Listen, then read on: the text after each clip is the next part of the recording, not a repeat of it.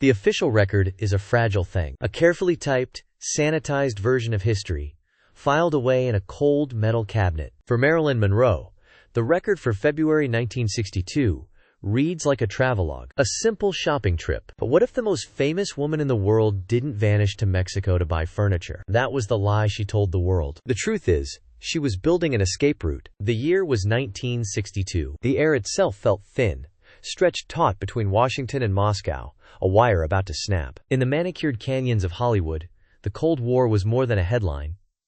It was a creeping paranoia that stained careers and ended lives. And at the center of this gilded cage was Marilyn Monroe, an asset and a liability, a lover to the powerful and a keeper of their secrets. She had just purchased a home of her own, the first she would ever truly own, on 5th Helena Drive in Brentwood. The press, ever hungry, lapped up the story she fed them.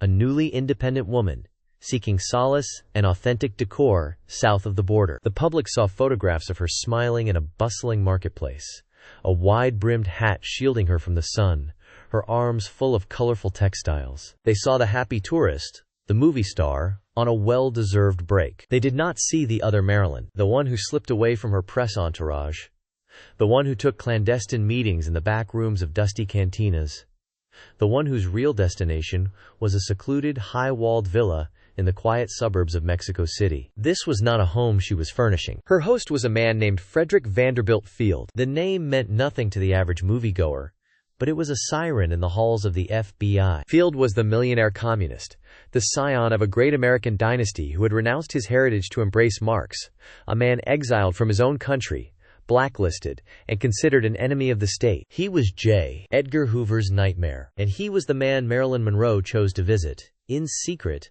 just 6 months before her death. The question isn't just why she went. The question is what she was planning to do there. Because her trip was no spontaneous getaway. It was a meticulously planned operation. She traveled for a time under a pseudonym, checking into hotels where no one would look for her. The receipts she kept for terracotta pots and woven blankets were props, part of a cover story so flimsy it was meant to be seen through by those who were watching. And they were always watching. The furniture was a misdirection. She was there to meet the one man who could connect her to a world beyond Hollywood, beyond the Kennedys, beyond the reach of the men who were slowly, systematically trying to erase her. She was looking for an exit. The fairy tale of Camelot was rotting from the inside. The affair with President John F. Kennedy, once a thrilling, intoxicating secret, had soured into a dangerous liability. The late-night phone calls to the White House were no longer being answered. The promises had evaporated, replaced by a chilling silence. His brother, the Attorney General Robert Kennedy, had been dispatched to handle the Marilyn problem.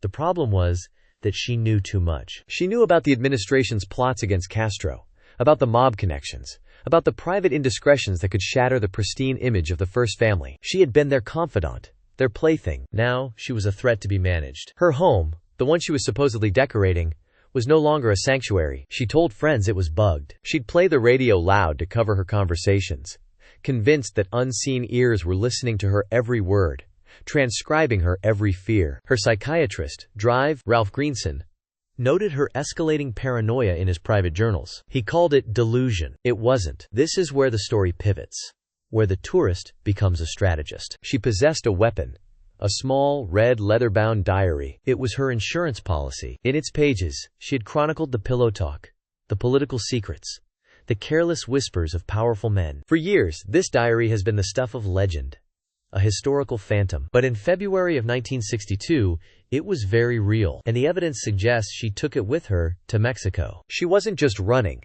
She was preparing to fight back, to detonate a truth bomb that would incinerate the carefully constructed myths of American power. Her meetings with Frederick Vanderbilt Field were not about ideology. Marilyn was no communist. She was a pragmatist, a survivor forged in the brutal furnace of the studio system. She understood power, and she recognized it in Field. He was a man with connections to publishers in Europe, to journalists outside the reach of CIA influence, to a network of dissidents who knew how to smuggle a story or a person across borders. He could offer her what no one else could, a platform and a voice they couldn't silence. The conversations in that walled garden were not about Karl Marx. They were about survival. They were about how to weaponize her little red book. But there was a ghost at their table, unseen, unheard, an informant, buried deep inside Field's circle of exiles, was feeding information directly back to the FBI. J. Edgar Hoover, a man who despised the Kennedys almost as much as he did the communists,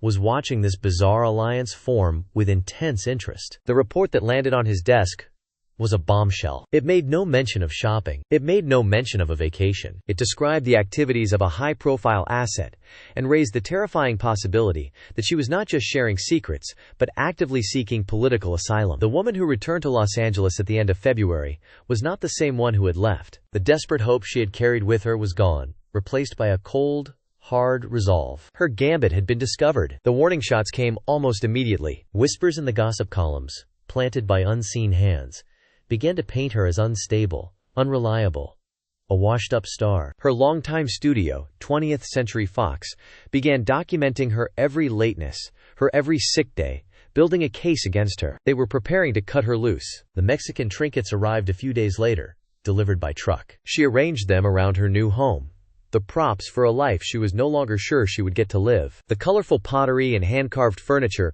were meant to signify a new beginning, a fresh start. But they were artifacts from a failed mission. They were a constant, silent reminder that the walls were closing in. Her attempt to build an escape route had only succeeded in painting a target on her back. Everyone was now on high alert. The Kennedys, the mob, Hoover, they all knew she had tried to bolt, that she was a cornered animal, and that made her more dangerous than ever. Her defiance became legendary. She staged a masterful publicity coup on the set of her final, unfinished film, Something's Got to Give. The nude swimming pool scene was her idea, a brazen act of rebellion. It was a declaration to the world, and to the studio trying to fire her, that she was still Marilyn Monroe, still a goddess, still in control. The photos became iconic, a portrait of luminous confidence. It was a magnificent bluff. Days later, they fired her. The official reason was breach of contract, citing her chronic absences. The truth was an order that had come down from a power far higher than any studio executive. Marilyn Monroe had become a security risk. Her trip to Mexico had confirmed their worst fears. She was uncontrollable. She was talking to the wrong people. She had to be isolated. She had to be silenced. The firing wasn't a business decision. It was the first step in her demolition. The weeks that followed were a descent into a noir nightmare. Her life, once a whirlwind of premieres and flashbulbs, shrank to the four walls of her Brentwood home. The phone calls became more frantic. She changed the locks. She spoke to friends about a press conference she was planning to hold, one where she would tell all. She was scrambling, trying to reassemble the escape plan that had shattered in Mexico. She knew her time was running out. She was no longer just a faded movie star. She was a witness, and the powerful men she could expose were not known for leaving loose ends. What exactly happened during that lost week? The official accounts are a smokescreen. Pat Newcomb, her publicist and traveling companion, gave vague, contradictory statements for the rest of her life, her memory conveniently foggy on the crucial details. The furniture receipts, when later examined, contained discrepancies in dates and addresses. But the most chilling piece of the puzzle lies buried in the deep archives of the Central Intelligence Agency, in a file on communist activity in Mexico from 1962.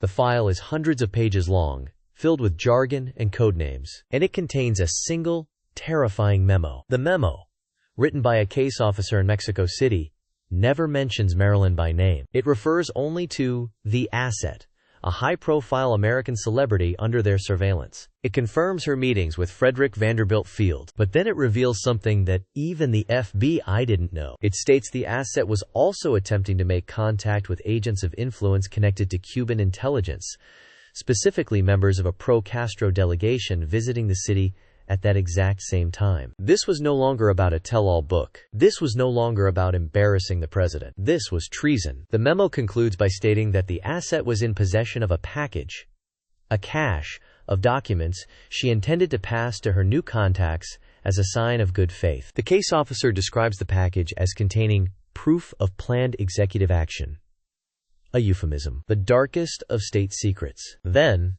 the report ends. The package was never delivered. The contact was never made. The asset returned home. And the package. It was never seen again. What was in it? Was it the red diary? Or was it something far more explosive?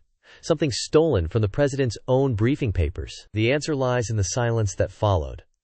A silence that would be made permanent just 159 days later, in the lonely bedroom on 5th Helena Drive. Marilyn's final gambit in Mexico had failed to secure her escape. Instead, it had signed her death warrant and armed her with a secret so dangerous that the only way to disarm the bomb she was carrying was to disarm her permanently. But what if that's not the whole story? What if the CIA memo, the ultimate smoking gun, was itself a piece of misdirection, a carefully crafted narrative to justify an action that had already been decided? To understand what truly happened in those final, desperate months, we have to look past the official files, past the known players, and search for the ghost in the machine, because someone else was watching. Someone who wasn't on Hoover's payroll, wasn't answering to the Kennedy brothers, and wasn't taking orders from the mob. A fourth party, operating in the deepest shadows of the Cold War. Their objective wasn't just to silence Marilyn Monroe, it was to use her silence as a weapon. Let's go back to the package. The proof of planned executive action.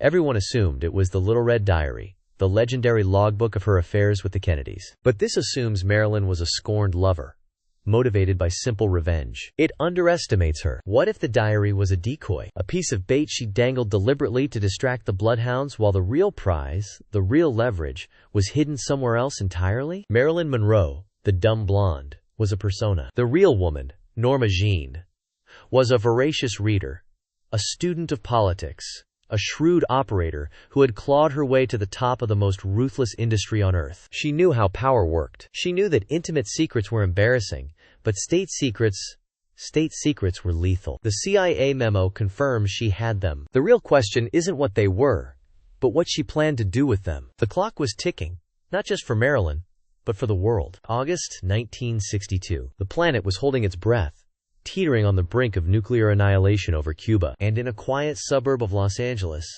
a movie star held the documents that could ignite the entire powder keg. Proof that the United States government was actively trying to assassinate a foreign head of state. If that information got to the Cubans, and from them to the Soviets, it wouldn't just be an international incident. It could be the trigger for World War III. Suddenly, the frantic phone calls of her last days take on a new, terrifying meaning. She wasn't just reaching out for help. She was trying to make a final move on the global chessboard. Her life was no longer the prize she was playing for. It was just a bargaining chip. Consider Saturday, August 4th, her last full day alive. The final act begins with a phone call from Peter Lawford, the Kennedys' brother-in-law, their Hollywood go-between. He invites her to a dinner party at his beach house that night. It sounds casual, but it's an ambush. An intervention, a final chance for the powers that be to get the situation under control, to get the package back. Accounts of that night are fractured, contradictory. Some say Robert Kennedy was there, arguing with her in the guest house. Others deny it vehemently. But every witness agrees on one thing.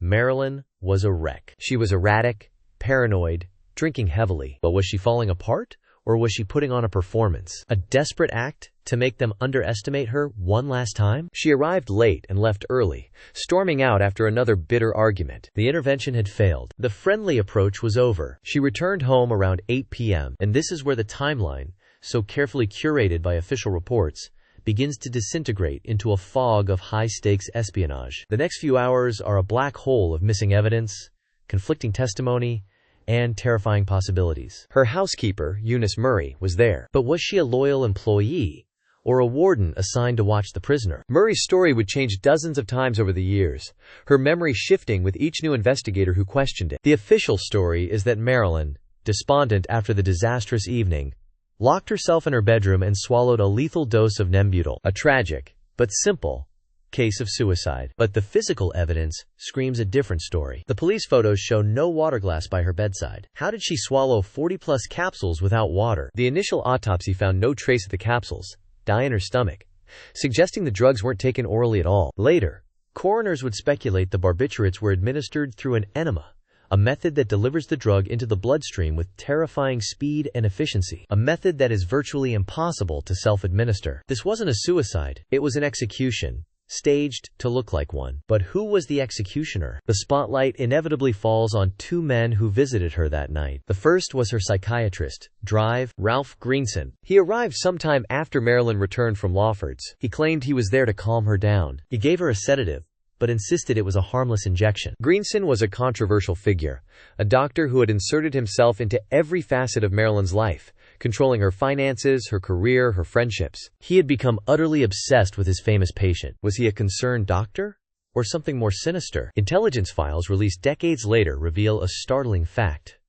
Drive. Greenson had been on the government's radar for years due to his past associations with individuals sympathetic to communism. This gave them leverage. Was the doctor treating his patient that night, or was he following orders, a terrified man forced to participate in a monstrous crime to save himself? His actions that night are, at best, bizarre. He left his patient in a fragile state, only to be called back hours later by a panicked Eunice Murray. And that brings us to the second visitor, the most explosive and contested appearance of all. Around 10:30 p.m., according to multiple eyewitnesses who were later intimidated into silence, a helicopter landed at a nearby schoolyard. Two men got out and were driven to 12,305 Fifth Helena Drive. One of them, they claim, was Attorney General Robert Kennedy, accompanied by a man believed to be his personal physician, a drive fix-it.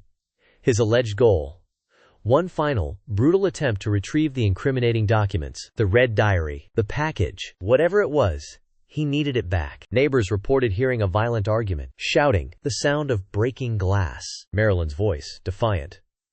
"I'm not going to be pushed around. I'm not protecting you anymore."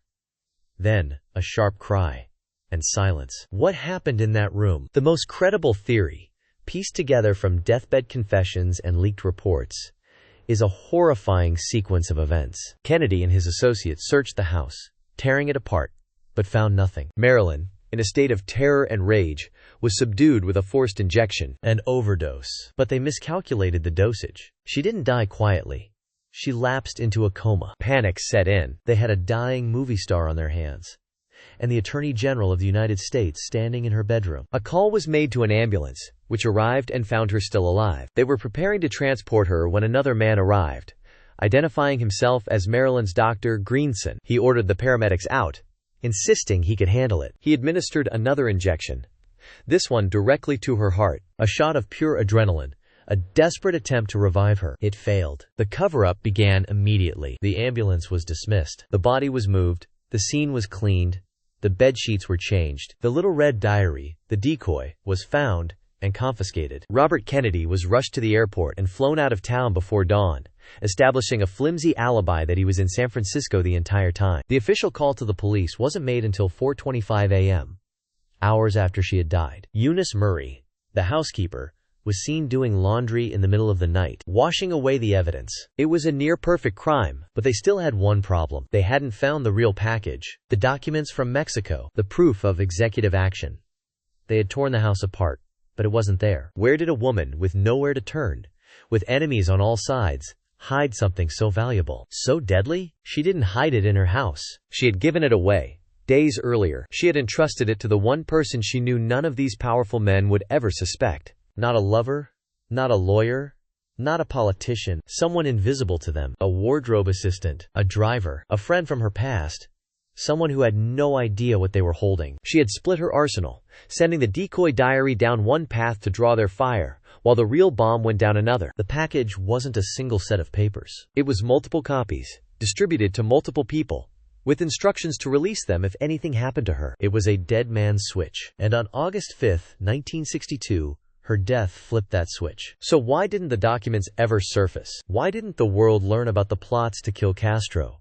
About the secrets that could have toppled a presidency? Because the ghost in the machine, that fourth player, wasn't done yet. Their objective wasn't to expose the Kennedys. It was to control them. Silencing Marilyn was just phase 1. Phase 2 was retrieving all the loose copies of her insurance policy. The weeks after her death saw a silent, frantic cleanup operation. People who had been close to Marilyn were visited, intimidated. Homes were burgled. Bank deposit boxes were illegally opened. The messengers were neutralized before they even knew they were carrying a message. The ghost player had the perfect leverage. They knew Robert Kennedy had been there that night. They had proof. They now owned the Attorney General. And with him, they owned the entire administration. Marilyn's death wasn't the end of the conspiracy. It was the beginning. She was no longer a threat to be eliminated. She was an asset to be exploited. A martyr whose memory could be used to blackmail the most powerful men in the world. The great irony is that Marilyn's final gambit may have worked, just not in the way she intended. She wanted to save her own life by exposing their secrets. Instead, her death created a brand new secret, a web of complicity and blackmail that would stretch for decades, its tendrils reaching into the darkest corners of American history. The cover-up of her murder became a foundational secret of the deep state, a crime that could never be allowed to see the light of day, because of what it would unravel, and it pulled everyone deeper into the mire. The mob, who had their own reasons for wanting the Kennedys gone, were now linked to the same crime. Sam Giancana and Johnny Roselli, the mafiosos the CIA had hired to kill Castro, the very executive action Marilyn had proof of, now had mutual dirt with the Kennedy brothers. They were all co-conspirators, bound together by the silence in a lonely Brentwood bedroom, a balance of terror that would hold for a time, but one that was destined to collapse. The first casualty was Marilyn. The next would be the president himself. But this chain of events raises a terrifying question. If the cover-up was so meticulous, so ruthlessly efficient, how do we know any of this? Because there was another secret, a flaw in their perfect crime. Someone else was listening that night. Not the FBI, not the mob, but a private player with their own agenda. What if the most damning evidence wasn't Marilyn's diary at all? What if it was a tape recording, a secret bug planted in her bedroom, capturing every panicked word, every struggle, every fatal injection? A recording that would become the most dangerous political artifact in American history. This recording became the Ghost's crown jewel, the ultimate leverage. For decades, it has remained a phantom, whispered about by insiders, hunted by journalists, but never found. It is the missing variable in the equation of American power,